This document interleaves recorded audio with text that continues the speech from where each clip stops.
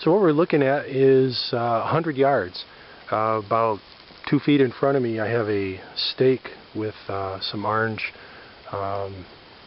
surveyor's tape on it, and if you look, I believe, I can't see through the viewfinder here, but I believe you can see 3 more stakes marking 25 yards, 50 yards, and 75 yards. And then off in the distance, hopefully this will show up from this angle, there are 2 orange steel plates hanging off some old tires for a backdrop. And that represents 100 yards. So what I did is I was able to bring a Sig Sauer 5.56 classic rifle up today. Open sights, iron sights, no optics of any kind. And just kind of play around here at the range a little bit and see what I've got. And so what I did, I'll back the shots out this way. I fired one shot, the third one to be honest. From right here you'll see a couple of trees here, and I kind of rested the rifle against the trees to help stabilize it for the 100-yard shot to see if I could hit. And what I did is I aimed at the middle, sorry, not the middle, the right of the 2 orange targets. And I'm not sure if those plates are going to show up from this distance with this camera.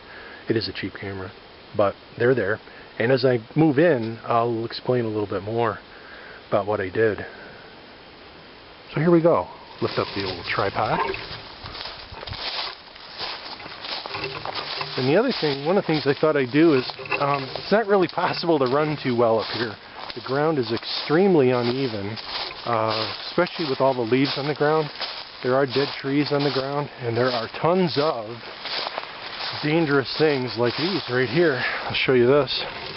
So there's a rock right here on the ground. See that rock? They're all over the place, and that one is very tiny compared to some of them.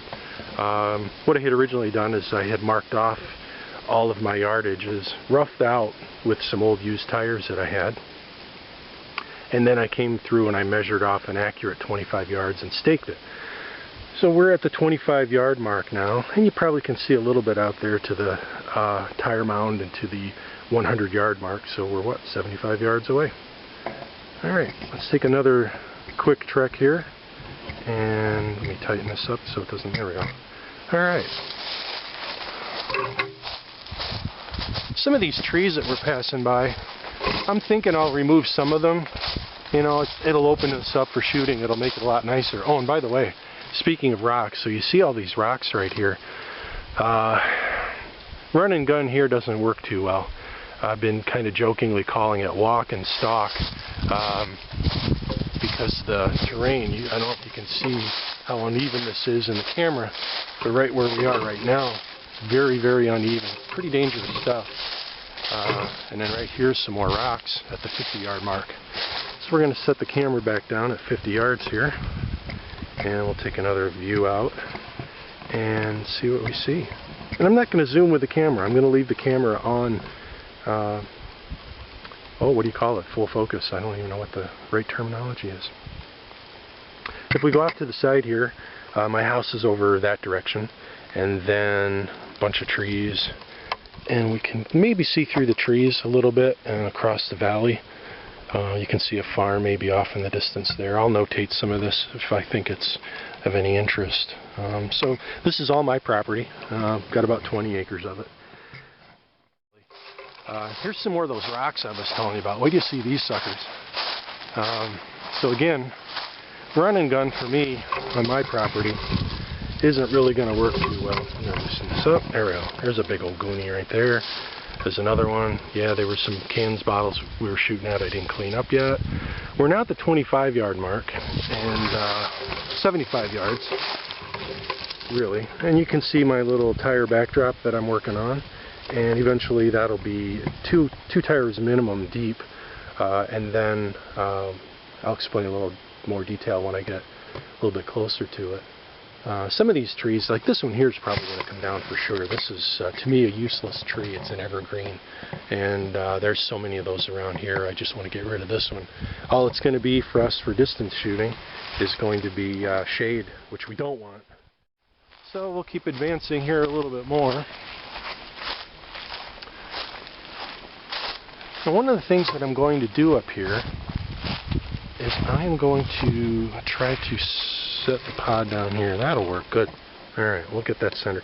So there's my pile of tires, and I just started this today, so it's not even close to done. The tires will extend all the way out past that maple tree right there, and then, because my house is right about there through the woods, through the trees, what I'm going to do is I'm going to take these tires and I'm going to build a wall all the way around and make like a right angle all the way up to those, I believe that's another, yeah, it's another maple tree right there in front of us, center of the picture. So I'm going to make these tires approximately, probably 10 high, and then all the way from maple to maple, and at least 2 deep. You'll see too, by the way, what I did a couple weeks ago. You can see all that brush that's there, all those trees, the saplings. I don't know, I probably cut down about 80 or 90 of them. And I stacked them there, and that's more backdrop. You can hear the chipmunk over here chipping away.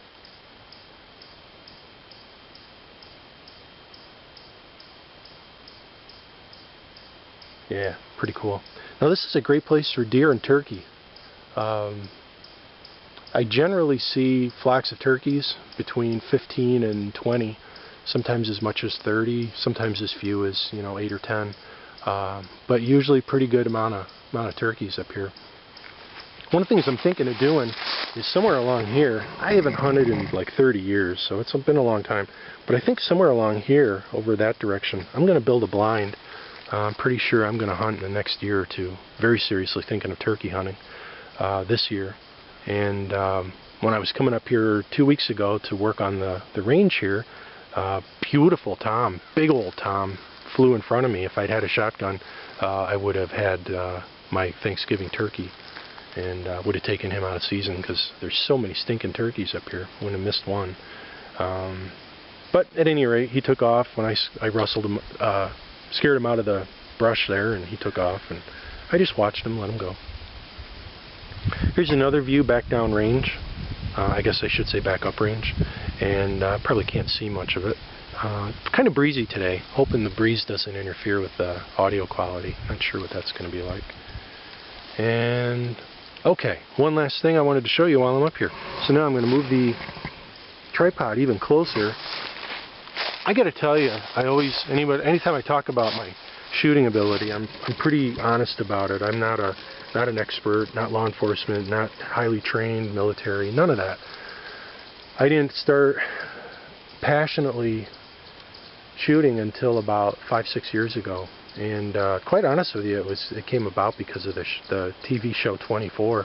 I've always loved the those kind of characters, the highly trained, highly proficient technicians, good at their craft. And so I got serious about shooting 5-6 years ago, and I'm really glad I did. Wish I'd been doing a lot more of it. Well, here we go, 2 targets. And what I'm going to do is, what do I have that I can point with? Because we don't see my ugly, hey, here we go. We don't see my ugly butt or my ugly face on camera. So what I did, SIG 556 Classic, iron sights, factory sights. There's a flip-up sight in the rear. And then there is a front sight, non-adjustable, to my knowledge, that mounts on the gas block. 50 yards prone, iron sights, and there's my first shot, right there. And this stuff here, I'll show you another picture of it. This stuff here is a cutting edge off of a bulldozer blade, and very, very thick, very hard metal. And that's 556 by 45, and a good third of the way through. I was surprised it made that big a dent. I thought I'd get more shots out of this cutting edge, but there it is. So that one's at 50 yards. Then I moved back to 25 yards. So that means this one here is 75 yards. And again, that is prone. That's laying on the ground. Iron sights, factory sights. And then one I'm really proud of is I rested the gun against the tree, and I pulled that off, just barely squeaked it, 100 yards, standing. And that again, iron sights. When I get an optic for it, and I pretty much know what I'm going to get, it's not a super duper one. I can't afford, couldn't afford the rifle in the first place, let alone, an aim tack or an EO Aim Point or EOTech. Can't afford that much at this point. Had to get the rifle while I could. All the stuff going on in our country today. But those are my first 3 rounds at these, and I was really, really happy with the performance. So welcome to my range. Would love to have somebody up someday maybe, and learn a few things and just hang out and have some fun. Do some cooking. I love to cook. And got more plates like this. They won't all be orange. I did these orange because of doing the iron sights. I wanted as much contrast and visibility as I could to start with. Well, this is WhaleBluePRS signing off on an amazing, beautiful October afternoon. Thanks for watching.